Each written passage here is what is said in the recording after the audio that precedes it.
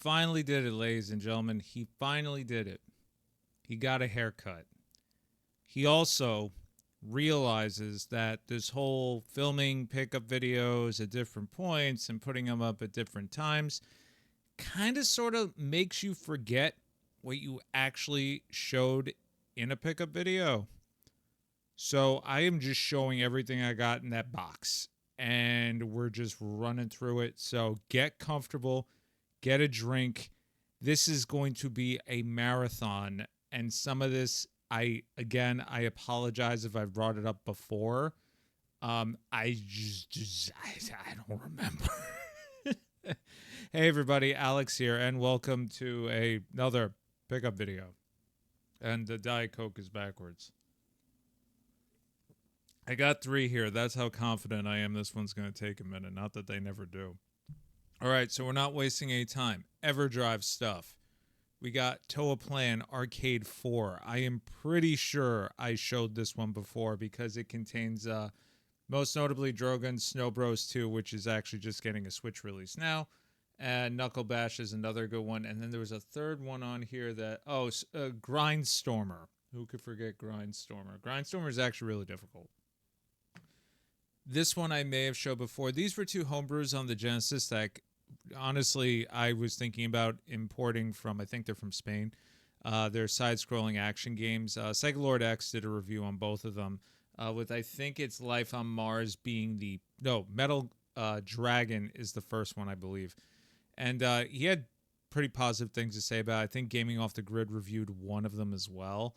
And I was going to import them, but just between exchange rate, before the wackiness, to date this video, between that, the exchange rate, the shipping, international, blah, blah, blah, just too much money. And then I saw that they were going to put these on an Evercade cart, and I figured, okay, cool, why not? But I did manage to snag myself a Japanese copy of P47 2D, P47 2MD on the Japanese Mega Drive.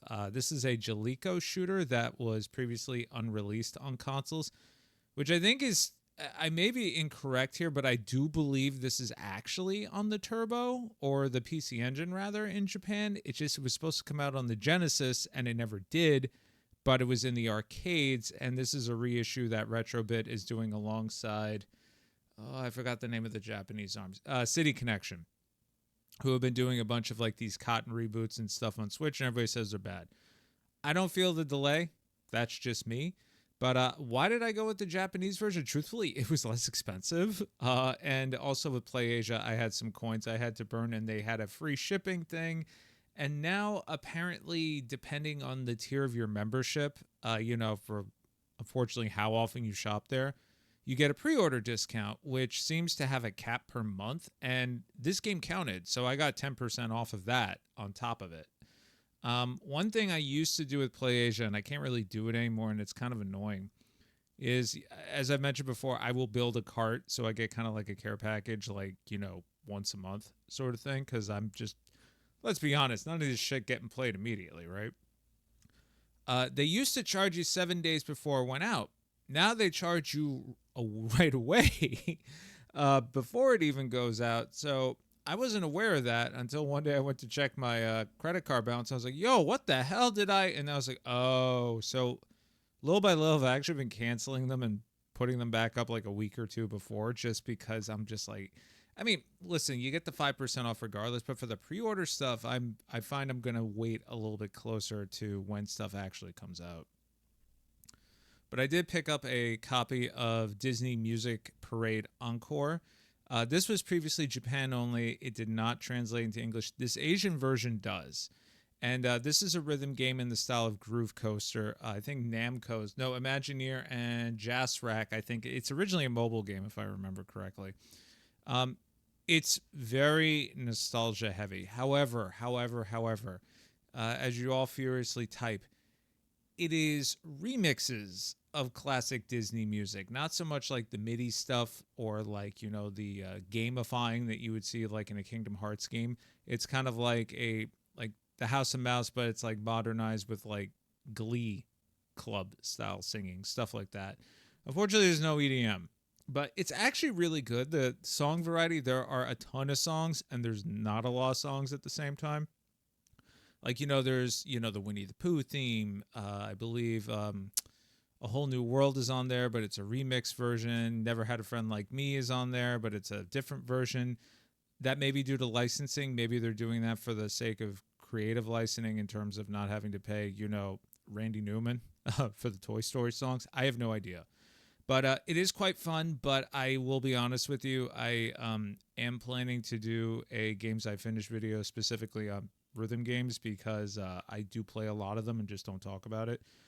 I was going to talk about this one, but when you finish it in like 20 minutes, it's kind of like not much else to say. You like Disney music, you like the game. Fini. X Out remastered. This is a classic, what we call Euro shooter, which I attribute more towards an R-type style game where it's more puzzly, more like an R-type and a Gradius put together, right? You have the power-up mechanics. It's much more stage-driven, not so much as, you're getting shot at with a billion bullets. This came out on the Amiga originally, and inning games and Strictly Limited, from what I gather at this point, have officially split, thank God. So now there's going to be, hopefully, one less edition floating around out there that's missing one obscure fact or one obscure game. But that remains to be seen. But I ordered that from them in games directly. And now at the launch of their new store, I think the promotion was your first order if you sign up for the mailing list, which honestly I haven't gotten an email ever since. It was like, I think 10% off and free shipping, something like that. So honestly, nothing else but that. So I just got that. Speaking of rhythm games, this is technically a repurchase. Kingdom Hearts Memory of Melody, or oh my God, Melody of Memories. For those of you thinking, yes, this game is in fact canon. It's a repurchase because during one of my purges, I accidentally got rid of it. I say accidentally because, truth be told, I'm not super duper into Kingdom Hearts music. Not that it's bad. It's just like this game is a lot of music. Of all the tracks, I'd say maybe like 10 stick out to me, as opposed to like a Final Fantasy where 95% of them stick out to me. But I think I mistakenly, because when I do my trimmings, I actually took a bunch of collector's editions and turned them into standard editions. One of them was Kingdom Hearts 3, just, space. And I must have thrown that in at the same time and wasn't paying attention when I shipped it out to whoever I sold it to. And I was at Book Off, as luck would have it, and I saw that for like $14.99, and I was like, wow, that's a lot less than normal. And then I went to look in Game Eye, and I'm like, wait a minute, I don't have it anymore. And I'm like, oh my God, I must have sold it. So rebought it, and as of this recording, a slight spoiler, I finally finished it after picking away at it since this game came out, because again, there's a lot of music, and the ending is canon, which I'm not going to say you kind of need it, but it's good to see if you are interested. If you're not interested, just YouTube it. Trust me, a lot of the songs they start to blend together, and the hit detection, even with me tweaking it and doing it handheld on the Switch Lite and the OLED and everything else, not even doing it on the TV where there's even more lag, I feel like there's lag. Tiny Thor. All right, so Tiny Thor, this actually comes with Hammer Kid, which is the prequel to Tiny Thor, and Tiny Thor being a sequel or a spiritual successor. Basically, these are Euro-style platformers. I played Hammer Kid several months ago, actually like 2 years ago, because it took fucking ever for Strictly Limited to get this out. And it was amazing. It was actually really, really fun. It kind of reminded me a little bit of Shovel Knight, a little bit of Turrican, and a little bit of Owlboy, but not like with the gliding stuff, just like in terms of like the level design. It was, very varied. There's a volcano level, which is a pain in the ass. But Tiny Thor, when this came out, Switch Up had amazing things to say about it. And then Strictly Limited said, hey guys, guess what? We're making a physical edition. We're going to put Hammer Kid on it. And I was like, oh my God, I really enjoyed Hammer Kid. This is perfect. I'll just wait. I don't know when that was. Maybe it was 2021. I don't really know. Neo Geo Pocket Color Volume 1 and Neo Geo Pocket Color Volume 2. I had the stupid editions.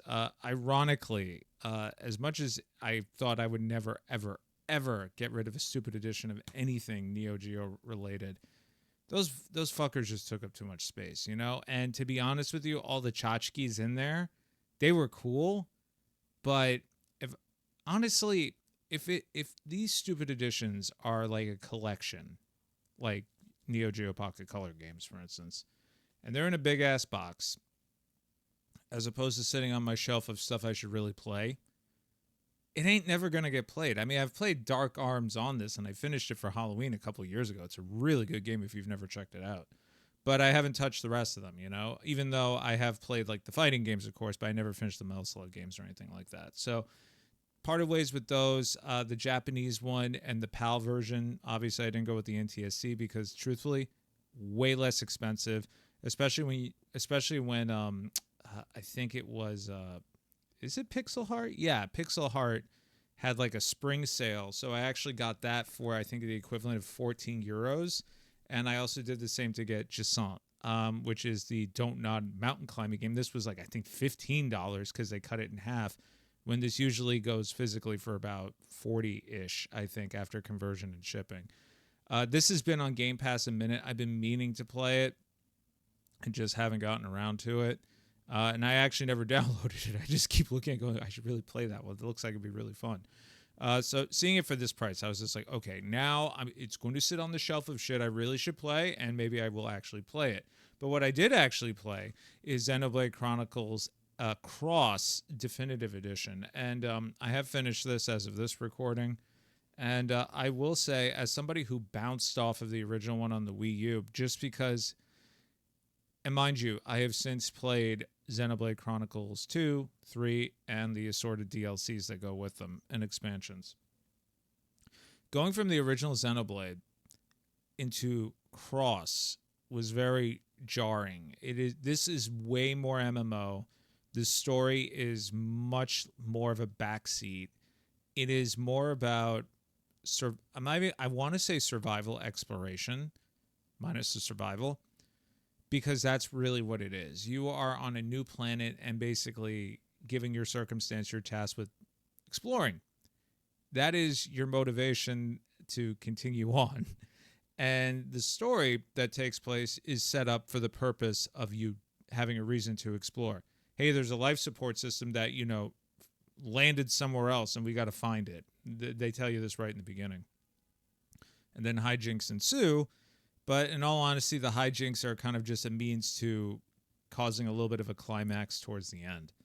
And while the story in this, I'll be honest, ain't going to win no awards, the music is very weird. I know there's been tons of memes about it. Tons of people have talked about it.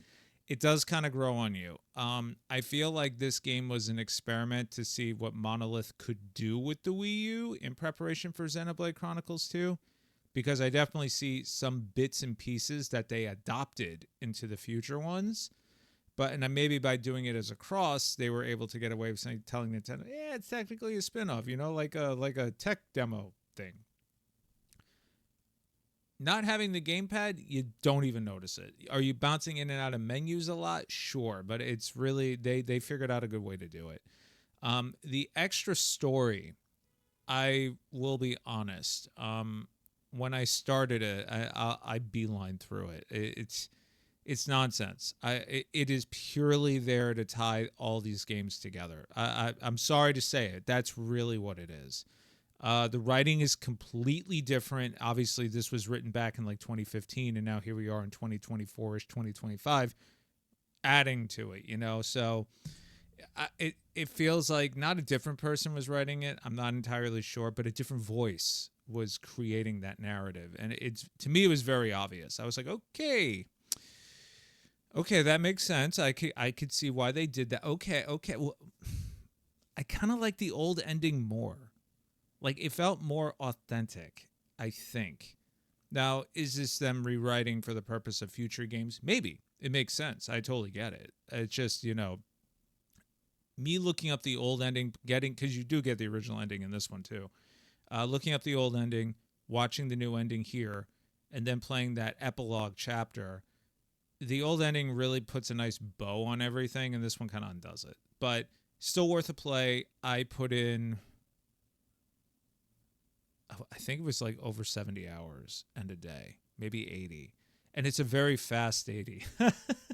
I say fast because this game works perfectly handheld. It's very good for busting out a couple of missions, putting it to sleep, coming back later, saying, I'm going to do some story missions now. It's excellent for that. Perfect platform for it. Makes you wonder if they actually skipped the Wii U and went to the Switch instead. Now, continuing on with Switch, Limited Run Games has, and I actually forgot these two things, so I'll just tell you what they are. So now they have a vault because they realize people are selling their stuff at discounted prices because nobody wants them. So they figure maybe we'll just sell them directly ourselves for said discounted prices. So every couple of weeks, they open up a new batch of games in the vault, which is ironic because it's all the same games everybody else has. But every once in a while, they door bust a couple of them. So they door busted two of their books, which were the Sunsoft History Volume 1 and then the NES Endings books. I've always looked at those, but I always thought they were way too much money. Now you're able to get both of them for $15. I was like, okay, fine. And I had a coupon as well, I think, which had knocked another 10% off because nobody bought from Wave 1 at all. But I will say, when people bitch and moan to me about me making them spend money, you motherfuckers, you know who you are. Stop laughing. It goes both ways, all right? Because the Gaming Journal podcast, this SOB, who was trying to will into existence me playing Shadow Hearts with him, I'm down, by the way, he encouraged me to buy Buddy Simulator on one of his episodes where he was talking about playing on the Switch, and I originally put this to the side because it is mostly a text adventure. And I was thinking, okay, typing on the Switch is a pain in the ass. There's no touchscreen, whatever. I'm not all about it. And he had to go about buying this game himself, also, I believe, on said Ultra Liquidation clearance sale. And said, actually, the game does pretty good with the auto-generation for text. It's actually pretty intuitive. And the way he was describing it, I was like, okay, I got to check this out now. So I installed it on my PC, and I said, I'm stupid. I want it on a cart. This is something I got to play sitting on the couch, like in the dark with a candle on, not sitting, hunched over like a hunched over person at a computer. So I picked up a copy of Buddy Simulator, 1984, and a copy of Mythic Ocean. So this is it's kind of a weird visual novel. I played a little bit of this. There was a demo. It's kind of like an environmental choose your own adventure, interact with gods of the ocean sort of thing, and you kind of influence them because they're basically tasked with recreating the world. And based on your conversation choices, this is kind of how everything goes. I'm making it sound really stupid, but the dialogue was actually really good, and the gods represented in there, some are traditional, some are, I feel like, made up-ish or interpretation, but the writing was actually really clever. I really enjoyed it for what I played of it. Danganronpa Decadence, same deal. Had the stupid edition sealed, and I've played all three games. I haven't played the summer camp thing, and I have played the other ones, Ultra Despair Girls and whatnot. It only made sense for me to downgrade that, save some space, and just get this thing. There was no point to it. I bought it day one because I love the series and guess it was still sealed. I do want to replay the first game, actually. Of the three, the third one is my least favorite. I really enjoyed the second one, but I feel like with the first one, it came out the right place at the right time for me because I was really into escape room stuff. I was really into stuff like Cube and, your 999 games and your Virtue's Last Reward. And your Ace Attorney style games, and that was like a perfect mashup, and also cultured anime, as it were. So now this game I can't remember the name of, but it's on the floor, but I can't remember the name of it. But basically it's a survival horror-ish game with a very low pixel count thing. I gotta pick this up. But yeah, it looks all freaky deaky, and hopefully it's not like the that other one that came out recently, Song of Horror, Song of Terror, was like a 2-bit text adventure RPG thing with ASCII art. I tried. I didn't really care for it. Uh, Rip 9. This is a horror otome visual novel. This came out on the Vita in Japan a very long time ago, and this actually came out on the Switch a very long time ago. But my new strategy with buying video games is to never ever pay retail again, especially now. And I've basically been waiting for that one to have any form of price drop since it came out, and it finally had one. I think it was $10, and I said at that point, there's no I have no choice. Marvel Ultimate Alliance 3. This is like my third time buying this game. The first time I got it was so my wife and I could play it. And then she didn't like it. And I was like, well, I'm not playing it by myself. So I dumped it. Second time, she was like, hey, whatever happened to that Marvel Ultimate Alliance game? I want to play it again. So we played a little bit more of it. We got to the level with the Defenders. And then she got tired of it. So I got rid of it. And you could put two and two together. Guess what happened? So I think we're going to finish it this time. I am very confused with this release. So I have Darius Burst CS. I also have the Darius collections from Japan and everything else. This one from Strictly Limited, sorry, I hit the mic, took forever and a year or 10 to come out. And this has the Taito and Sega DLC on the cart. Now, Physical Paradise Jordan has said that this version has stuff on it that none of the other versions have. And I trust him.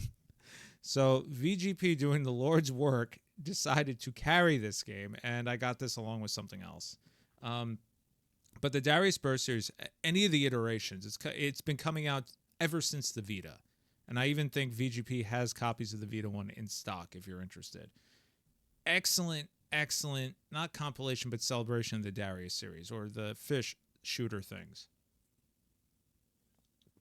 as they're known. It's an excellent series. The music is very strange, though. If you like the music in Nine-Hander, take away all the techno and make it more ambient. It's really good. Stories of Soul. This is a text adventure visual novel set on a space station, I believe. And it's very 90s anime, which is what drew me to it. And this physical edition only came out in Europe. I don't know why. We got a physical PS5 edition over here, and that was it. And I was debating on picking that up, but ironically, with the PlayAsia discount, this was far less expensive, so I just went with this one. And it took them a while to get it, actually. I think the game came out. I mean, maybe it's because it had to go through the UK with all the nonsense going on. But it took a while to get it, so I actually just got this like yesterday. But this is something I've been wanting to play. But there's a lot of visual novels in here, like Love Delivery and Love in Login. It's a culture game. I don't want to say anything else. I don't want to get in trouble with the YouTube police. Distraint Collection. I kid you not. I bought this like 8 months ago. These are 16-bit-ish survival horror games, more psychological. I think the latest game from this guy is called After Dream, which I was very interested in. But again, these limited release companies, and this does sound like a knock. Exchange rate, shipping, this, that, the third. A $30 game is now $55 for me. So it's kind of like, I'll just wait for eBay. Even if it's $49.99, I still pay less. It's cuckoo. It's cuckoo. Ever 17 and Never 19? Or is it Never End of Infinity? Never 7 End of Infinity. This is a double pack. First game is really good, supposedly. Second game is kind of meh. And this is the same guy who did all the 999 and AI Somnium Files. This was like the first series he ever did. This has been fan translated for a minute on the PSP. And again, been meaning to play it, but here's the deal, and I know a bunch of you guys can relate. If it's sitting in a digital library, if it's sitting in a collector's edition box in a closet or something like that, if I don't see it in front of me, it ain't getting played. And to that point, that's my challenge with the retro games, which is why I do these cuckoo challenges every year to force me to go into my Game Eye and filter by NES, SNES, and all that. I do not have the I do not have the time of life left to fill out the Steam library for all the stupid bundles I've bought over the past I don't know how long, but really looking forward to these. I really want to play I really want to play the first one. I mean, honestly, I would start with the first one, and I really want to play a visual novel, but sometimes this makes my brain think too much, which may be a good thing. Symphonic Rain, this is another visual novel. This is considered to be a classic, up there with the emotional heartstring pulling of a clannad. Now, this I actually discovered by mistake. This is, oh God, here we go. Comet Tsubaki City Under Construction Regenerate. Now, this is a media project, which there's a rhythm game that came out on the Switch. I've since played it, and I've finished it, actually. Music is excellent. Plays in the style of like a Musenex, or a little bit of the most recently released Rift of the Necrodancer, and what's the other one? DJ Max. It plays a little bit like DJ Max, but I feel like it benefits from using the touchscreen like a Musenex, where and I'll be honest, with DJ Max, the buttons with me, they don't translate into my brain. So the fact is, has touch screen, although a little bit easier, admittedly, makes it far more enjoyable. And it's one of those games where they incorporate a visual novel aspect into a rhythm game. So basically the idea is, as they play music or sing, because they're basically Vocaloids, they get their memories back because they're technically robots or androids or what have you. And it's kind of interesting, but it's also very tropey anime isekai plot, if that makes any sense. I was really just playing for the music. The cutscenes and the side stories with the girls and all their yippity yap. I couldn't give a rat's ass. I just wanted to play more music. The music in the game is really good, but from what I understand, if you played the rhythm game and you enjoyed it, the visual novel actually is written like a visual novel. It's not a, hey, let's just throw in like some blurbs of text with some sex jokes in there. You know, it's not one of those things. Goblin Slayer, Nightmare Feast. Huge fan of season 1. Huge fan of the movie. Season 2, kind of... I don't know. If you've never watched this show, I don't know how the hell this game got a T. Because the first episode of this show would have got this motherfucker in the M category immediately. If you know, you know. This is a gory, gory show. It is a very grotesque show. It is very deep-seated in the roots of D&D.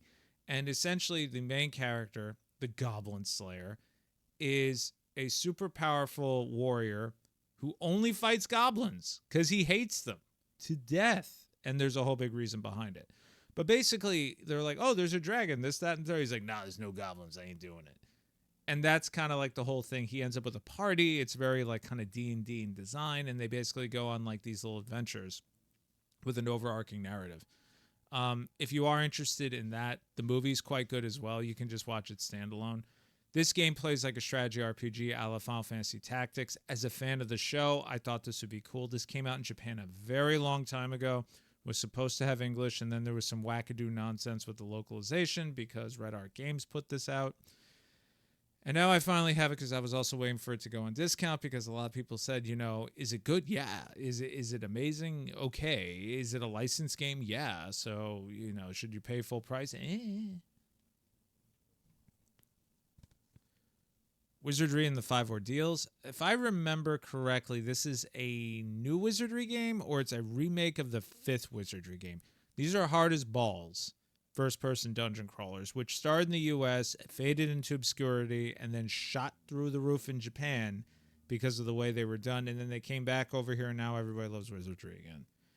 They're not for the faint of heart.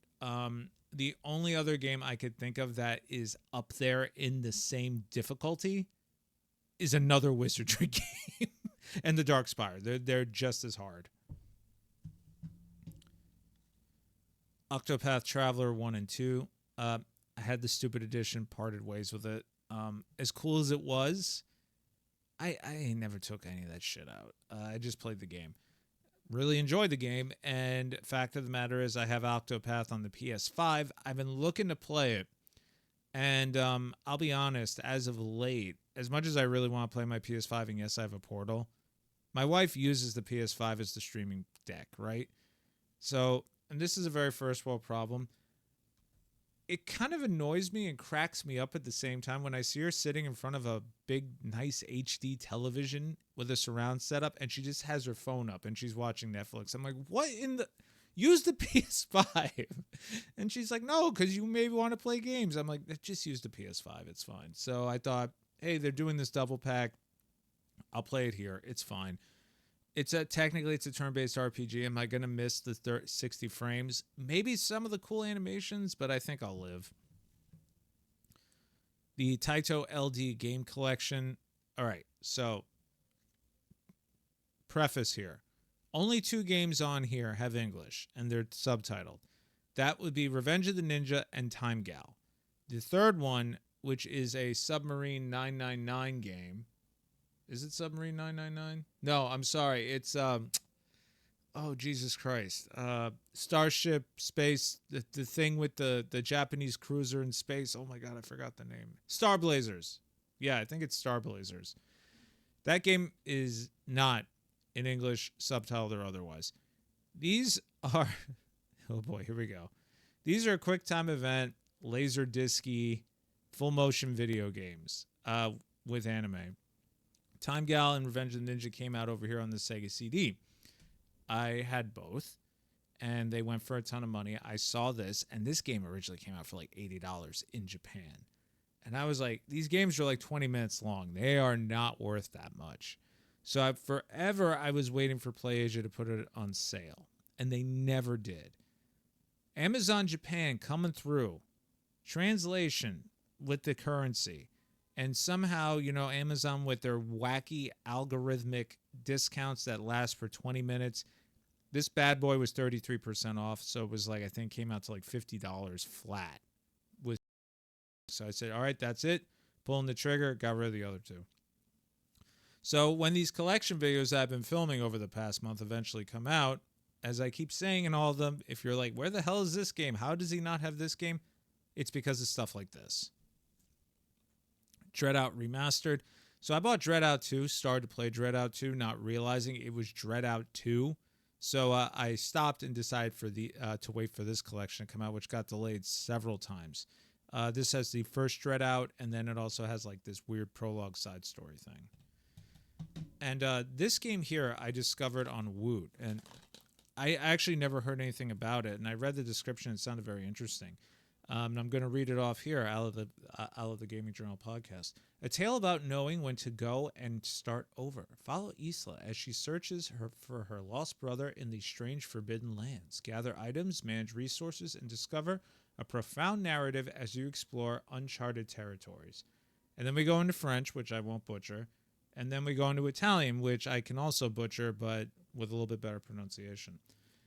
I watched some gameplay. It looks kind of like a Road 96 style game, but third person. It looks like there's a little bit of the survival mechanics in there too with camping and whatnot, but not overtly pushing that, I think.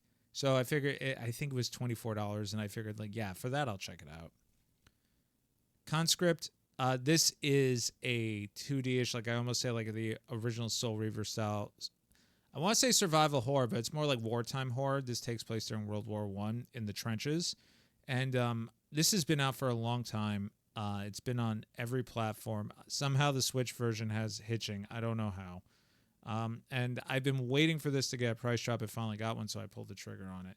And a lot of people say the story is very good, but very strange. Like, it's kind of disturbing because it's historically accurate for what was going on. So your mileage may vary. Freedom Wars. This was supposed to show up in the All Japan Pro Pickups video until I realized this is actually an Asian version, so I held it. Monster Hunter style death game, not death game, life sentence game, fighting robots with guns and grappling hooks.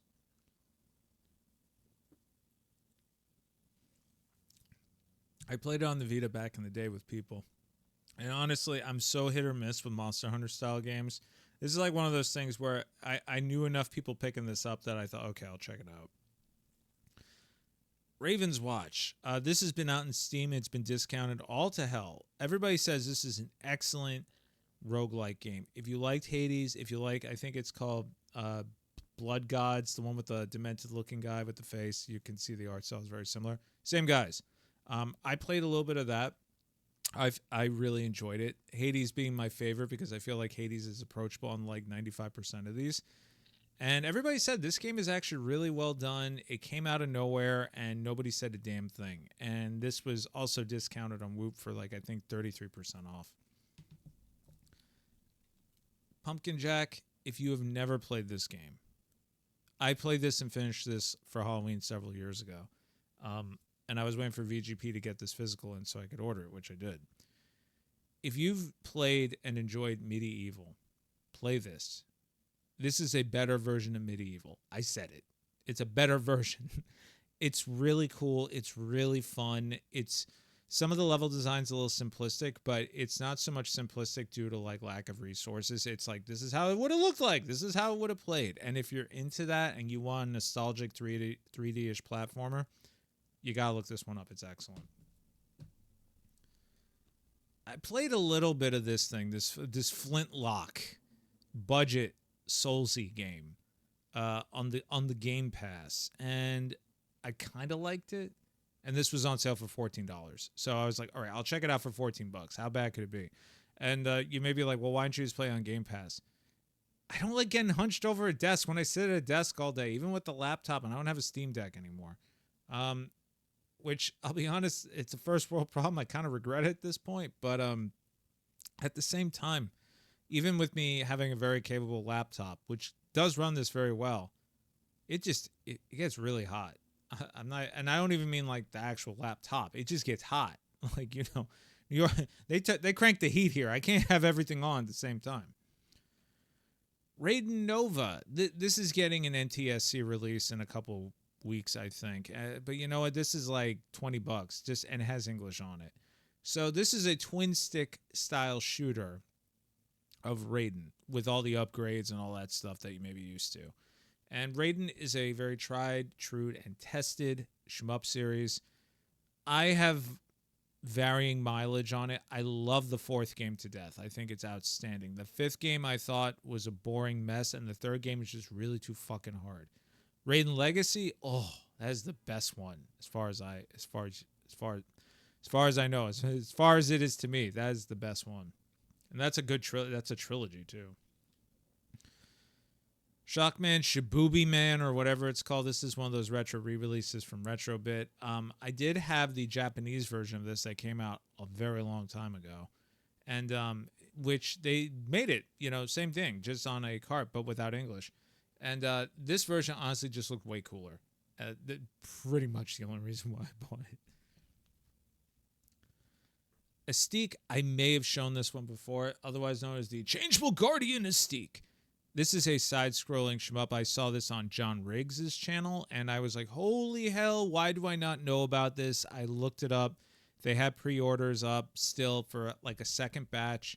Shipping and everything was very affordable, and it came out around my birthday. And I'm showing you this in April, which is why I'm pretty sure I showed this already.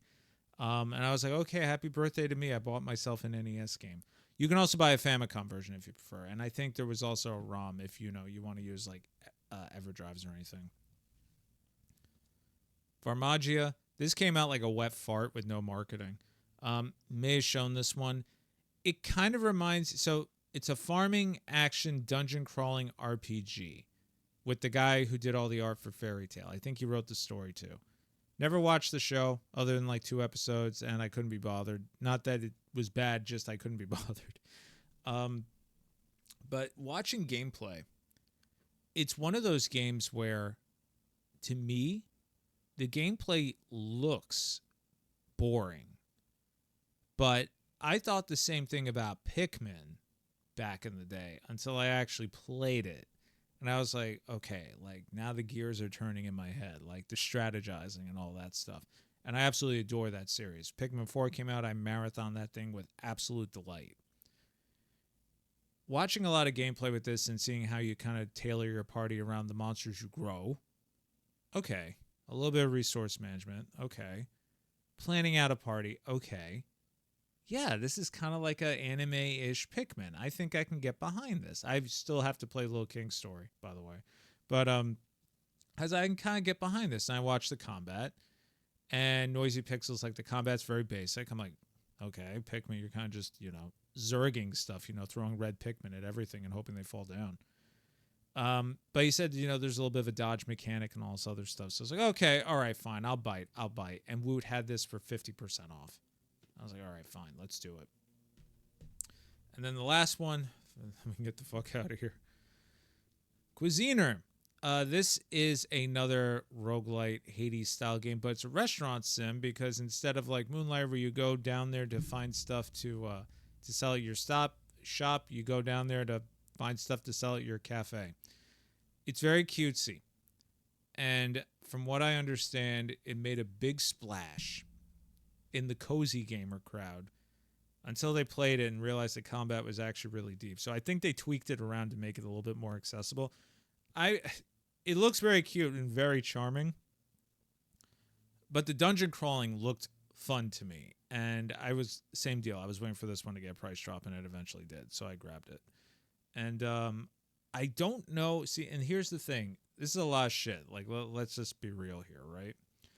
And the unfortunate and the fortunate thing is that we aren't starved for choice when it comes to games anymore.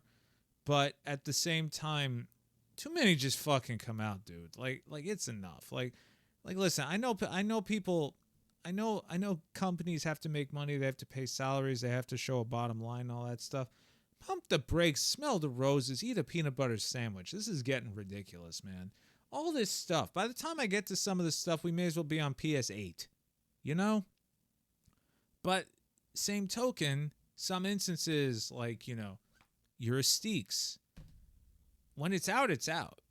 And sometimes when it's not out, it ain't out. And as you can see, like, there's a lot of games here. Like, yeah, there's a lot of games. Some stuff I buy day one, like the limited release stuff, I'll get once other distributors get it. But for the most part, like the stuff where I know it's like a more mainstream release, I'm not buying it day one anymore. There's no point. And I kind of get a little high out of playing with fire with the NIS games. But I do eventually have to pick up Trails of Cold Steel 2 because it's starting to get a little spotty, especially with Bridge Curse 2. That one's starting to get a little spotty too. But anyway, let me know what you guys been picking up. Again, if some of this stuff showed up in previous videos, I'm sorry. I just got to put all this stuff away because it's getting on my nerves. I've been Alex, and I'll see you all in the next video. Take care.